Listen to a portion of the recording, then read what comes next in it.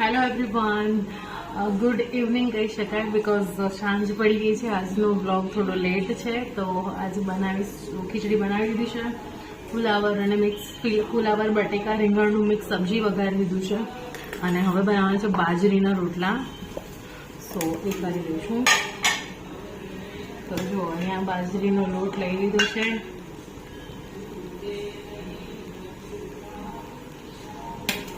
પછી એમાં નાખી દઈશું થોડું કેવું મીઠું.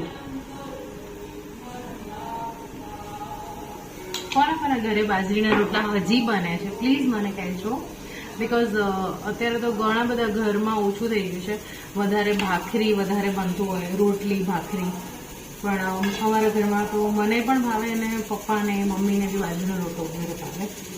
તો અમે લોકો તો હજી પણ બનાવીએ છીએ. અમારા ઘરમાં તો બાજરી ખવાય છે. તો બાજરીના રોટલા બની રહ્યા છે.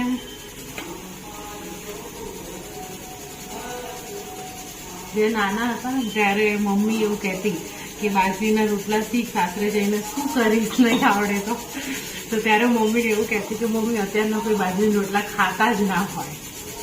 બટ એ મારા ઉપરથી ખોટું પડ્યું, કારણ કે અમારા ઘરમાં તો બધાય ખાય છે બાજરીના રોટલા. તો એટલે આવું થયું. પણ થોડું થોડું આવડતું હતું, ત્યારે નહોતું આવડતું એવું નહીં. પણ ત્યારે નાના હતા ત્યારે એકદમ ગોળ નહોતો થતો. તો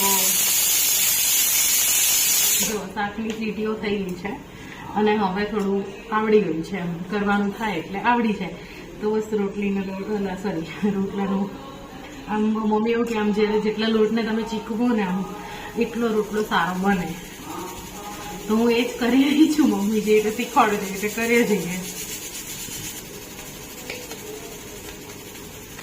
તો બસ જો આવી રીતે આમાં ઓમ કરવાનું, પછી આમાં ઓમ કરવાનું, રાઉન્ડ રાઉન્ડ રાઉન્ડ. પછી મને સરખું નહીં આવડતું, પણ મમ્મી આમાં ઓમ કરતી હતી.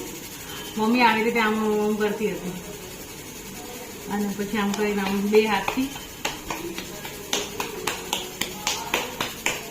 આઈ હોપ સારો બને. મમ્મી કે કિનારીથી ટીપવાનો. પછી પેલા નાના હતા ત્યારે કેવું સરખું આવડે નહીં તો વચ્ચે પતલો થઈ જાય અને કોર્નર પર જાડો રહે એટલે વચ્ચેથી તૂટી જાય. અને હવે તો થોડુંક આમ ફાવે છે એટલે વાંધો નહીં. આમ મમ્મી જેવો તો ના જ બને, પણ એ તો ચૂલા ઉપર મસ્ત બનાવે. એના જેવું તો ના બને, પણ કહી શકાય કે થોડું થોડું શીખી લઈએ એના જેવું. તો જોઈ શકે છે આવો રોટલો કંઈક બનાવે છે ને, સારો બન્યો છે. પછી ચાલો હવે હું નાખી દઈશ હમણાં તાવડીમાં સુવડાવી દઈશ. વાવ જોવું છે કરો, મસ્ત બન્યો છે રોટલો. જો મસ્ત ગોળ રાઉન્ડ બન્યો છે. તો હવે રોટલા નાખી તો ધીમે રહીને પલટાઈ દેવાનો, દાજે નહીં ને એવી રીતે.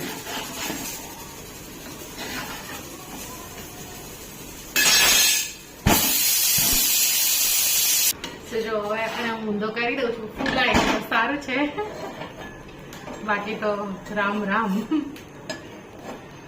મારો એટલો ફૂલાય છે. આ થોડો કઈથી તૂટી ગયો, ફેરવતા ફાવી નહીં ને એટલે.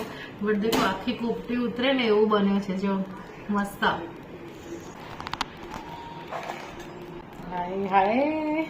હવે જો આને ઘી લગાવી દઈશું.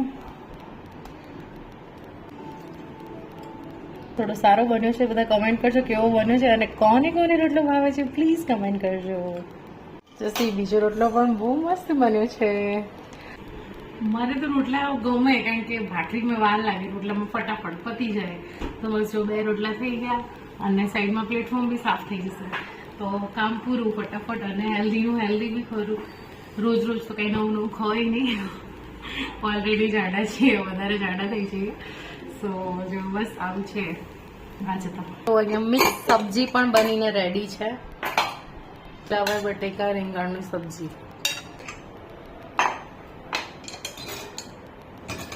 આમાં થોડું ઘી એડ કરી દઈશું, દેશી ઘી.